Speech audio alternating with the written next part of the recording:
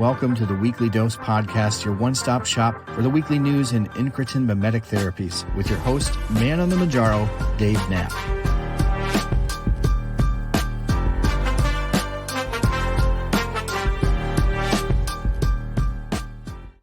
Welcome to the Weekly Dose Podcast. I'm your host, Dave Knapp, ManOnMounjaro. That's why I am here. You are on the pen. That's why you're here. Wegovy, Saxenda, Victoza, Trulicity, Mounjaro, Zepbound, that pen. Or if you're not on the pen, you must have a passing interest in incretin mimetic therapies, GLP-1 medications, obesity, type 2 diabetes.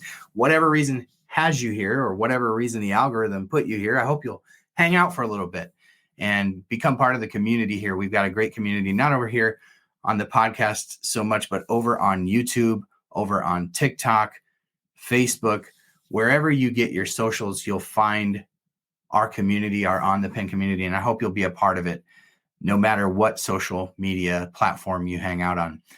But we've got a great show here for the week of Tuesday, March 6, 2024. Can't believe that it's already March.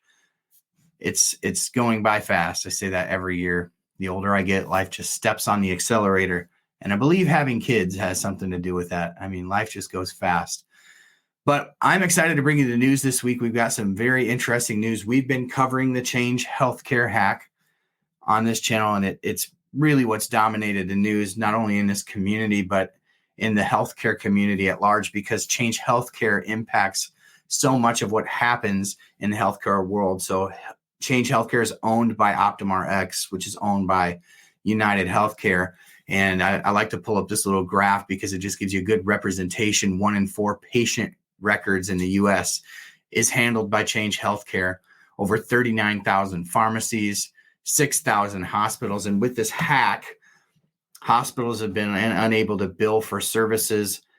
Pharmacies have been unable to process prescription benefits, including manufacturer copay savings cards. And it's just really created a huge mess.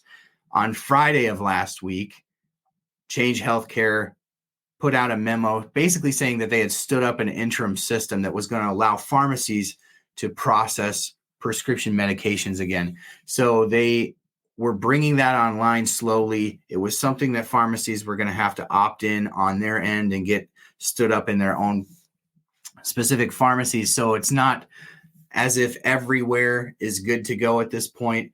You may be calling around to different pharmacies still, but on balance, what I'm hearing from people in the community is that they're getting access restored to medications, which is really good. Now, some interesting news that came out today was basically the Bitcoin ledger shows that there has been a $22 million ransom payment paid to the hacking group that had come out and basically said that they were responsible for this Change Healthcare hack. And they posted screenshots of data that they were in possession of.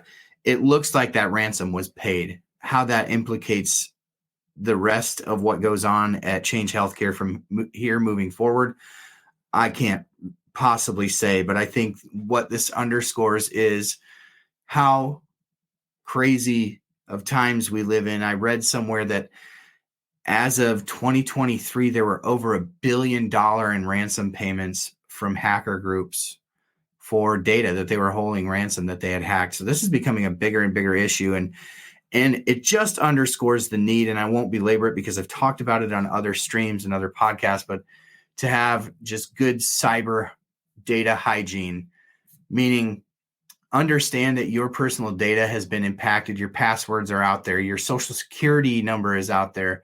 Your address is out there. And now your medical records may be floating around out there. So it just opens you up to even more potential for hacks and scams and phishing attempts. So just make sure that you're keeping a good eye on your credit monitoring at this point, because this is a major, major issue, not only keeping people from their medications for the last couple of weeks, but now your data is out there and you're definitely at risk having that data out there. So keep an eye on your credit reports for sure.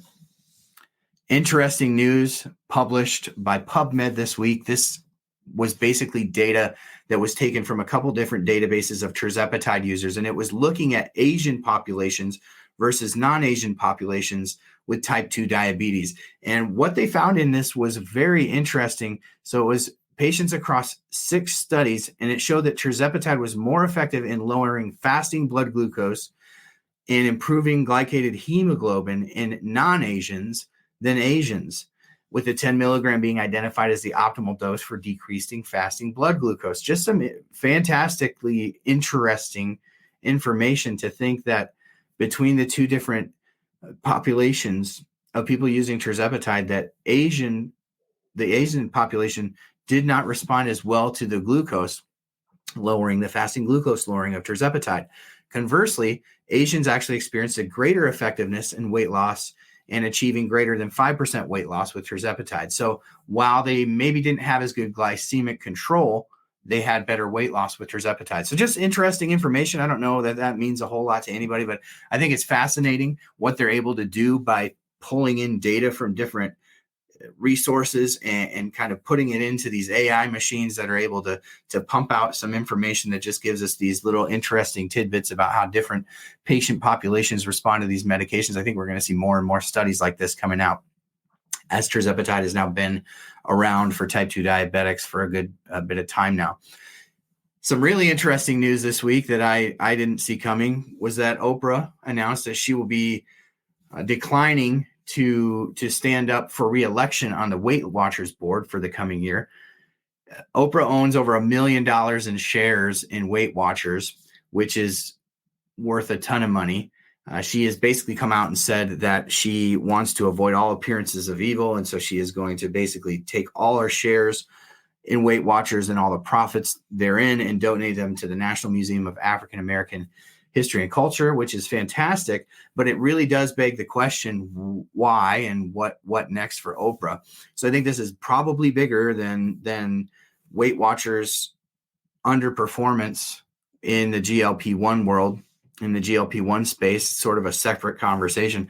I think her foregoing all of her payment is probably an indication that she plans on doing something on her own in the advocacy space. So whether that is working directly with big pharmaceutical companies, that's the only place that I can imagine the kind of money that would justify what she's walking away from at Weight Watchers could possibly be. But we'll TBD on this one. We'll put a pin on this one and kind of watch where it goes. But it's interesting to see how badly Weight Watchers has struggled to stay relevant in the GLP-1 era. You saw them announce in early 2023 that they were bringing on GLP-1 therapies and a whole Weight Watchers program that sort of went along with that GLP-1 program, and it has really just fallen on its face. It really seems like Weight Watchers, for whatever made it great as a company, not a commentary on their programming, not a commentary on the specifics of how they've approached weight loss for people, but more of an indictment on the company that they have been and what has set them apart in a noisy industry was the community that they had built with their meetings and everything like that. And they kind of just changed everything all at once. And it seems like maybe what they did was they turned their back on a number of people who saw benefit in that community. And they're simply finding it elsewhere. And now they've sort of fallen into the white noise of this rise in telemedicine in the last 5 years. So we'll have to see where this one goes for Weight Watchers, but their stock fell about another 25% after Oprah announced that she was leaving. So Oprah definitely was a asset to Weight Watchers. Obviously, she came out and announced that she was using GLP-1 medications, which was in a shock to many people, obviously. But it's just sort of a fascinating thing to watch this all unfold with Weight Watchers. I've been covering it over on my YouTube channel since they announced that they would be adding GLP-1 medications. And it's just been interesting to see how badly this whole pivot for Weight Watchers has really fallen on its face. So we'll watch how that one sort of unfolds over the coming weeks and years. And we'll be very interested in what Oprah decides to do in the future as it relates to obesity advocacy.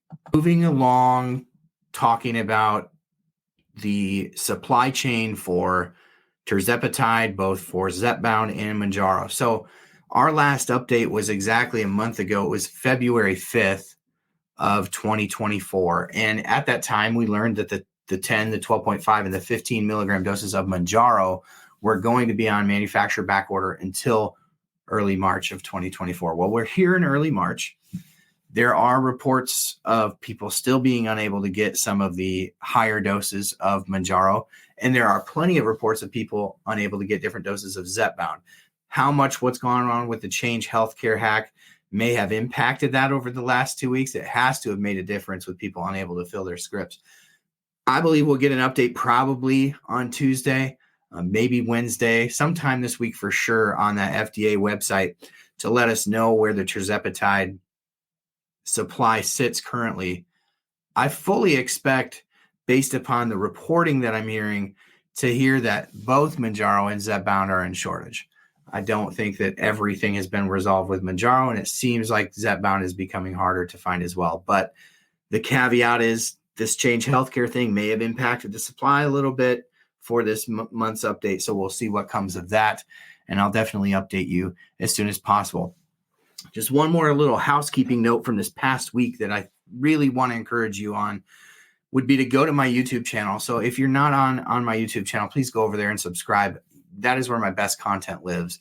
This is just news, but over there you get so much more, including our weekly show called On the Pen Live. Happens every Thursday night live at 9 p.m. Central Time. And we're on our 58th episode this week. But last week, I had the chance to sit down with Dr. Michael Albert, who is one of the leading voices in obesity medicine in the United States right now.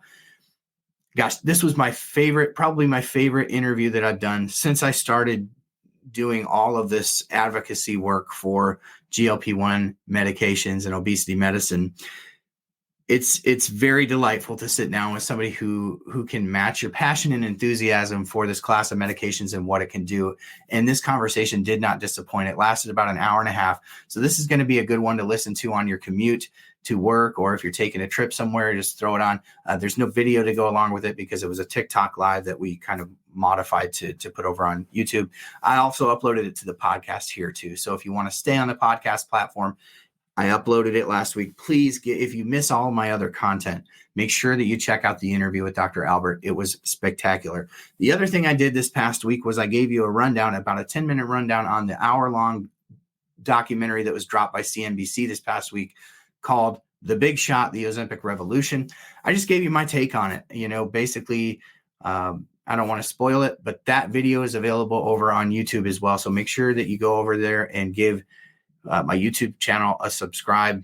The community over there is bar none the best of the best in GLP-1 community. Just a very knowledgeable community, very compassionate community. And if you're not there, you're missing out. So you can catch that in the description notes of the podcast here. I really appreciate you being with me each and every week. Thank you for giving the 5-star ratings and reviews to the podcast. That's helping this thing grow. And we're really getting some traction over here on the podcast. So thank you for being a part of what I do here at On the Pen with ManOnMounjaro. Thank you for being part of this podcast. And we hope that we'll get the chance to interact with you a little bit more one-on-one if you come on over to the YouTube channel. That's On the Pen with Dave Knapp, ManOnMounjaro over on YouTube. We'd love to find you there. Check out all the great content that I've put out there about Mounjaro, Ozempic, Wegovy, Saxenda, Victoza, and even the ones that are in clinical trials right now. I can't wait to bring you more news next week, but until then, we'll catch you on the next one.